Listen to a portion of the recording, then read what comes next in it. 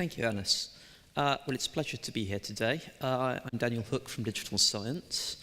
For those of you who don't know digital science, we work with academic institutions, we work with publishers, we work with funders, and as a result, this is the kind of world as we see it. There's a reason that it's cast in an impossible triangle. All of these different players have very different flavors of work. They have very different flavors of information that they want to push around their various ecosystems. And as Alice was saying, research plumbing is very much the way that we view the world. We have a different terminology for it. We call it research data mechanics. And that's something that I'll give you a little bit of a view into later. But I think the important message for all of us is that we live in a very changing and very dynamic world. When you go to drinks parties and you tell people that you're in publishing, they probably look at you and think, well, that's a little bit boring. They do when I say that to them. But in fact, we live in a tremendously dynamic space. And why is that? It's essentially because we have these three major drivers of behavior around the researcher and how they communicate. And in fact, there are really four big themes that keep coming up between these different players. If you think about research as it was pre-1970, it was effectively a very pure kind of existence where researchers read articles and tried to find new results. But over in the ensuing 40 or 50 years, we've seen a real professionalisation of research. We've actually seen the nature of research itself change. It's become much more data-driven. It's become much more international in flavour. We've seen professionalisation in research institutions, and this has led to a tremendous diversification of the use cases that academics need to deal with. If you think purely in terms of what governments are pushing down the chain now, that researchers have to deal with, institutions have to deal with, publishers have to deal with, funders often have to enforce, it gives an incredibly complex ecosystem. And I've done some recent work over the last few months of mapping all of the different use cases that researchers have. Whereas in the 1970s, you'd be looking at research use cases which were very much around how do I discover the right content for me to consume, how do I interpret that content, how do I reproduce it and work with it. We see a diversification of use cases now where people are asking extremely complicated questions. How do I do the correct type of research which is likely to be interesting to colleagues at an international level, which will gain me access to the piece of equipment that I need to further my broader research aims over the next 5 to 10 years? That's a standard use case for many researchers in big science now. And so there's a real diversification. And to support all of these different streams that people need to work on, we need the infrastructure to power it. This is where research data mechanics come into play. On the left-hand side, you broadly see the kind of open, non-proprietary, free offerings that many people are now engaging with. Obviously, there's ORCID from Alice. We see things like Vivo coming up in the US, open linked data sharing initiatives. We see digital repositories entering into the space and allowing us to communicate in certain ways.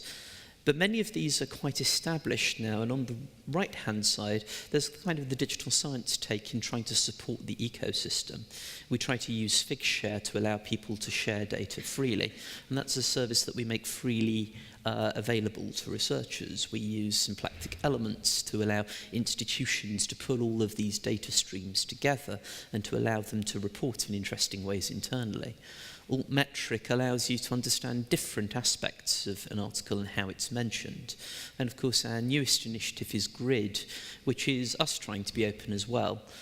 So we're putting out institutional identifiers that allow people to associate those anywhere in their different data sets.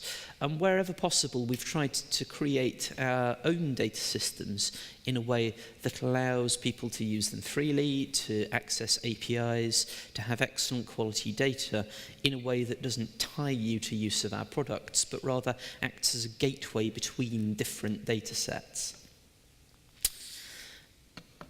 This is actually the result of something quite cool that we did internally. If you start hooking these things together, this is where research data mechanics starts becoming interesting and allows you to do some really fascinating work to gain insight into the field that we work with.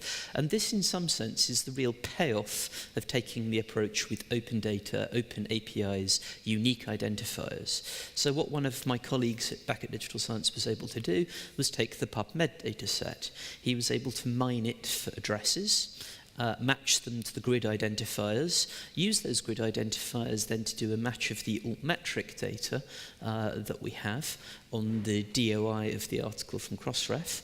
And so we were able to pull together an analysis of how much work had been mentioned in which geographical region over the course of the last 5 days. This is actually something we have up running in the office, and it updates all the time and shows us where the most Twitter activity, where the most conversation, big new data source, which some of you may have heard of, which started off in Australia, looking at scientific data and scientific articles. So this gives us a very visual and easy to understand view of the data universe.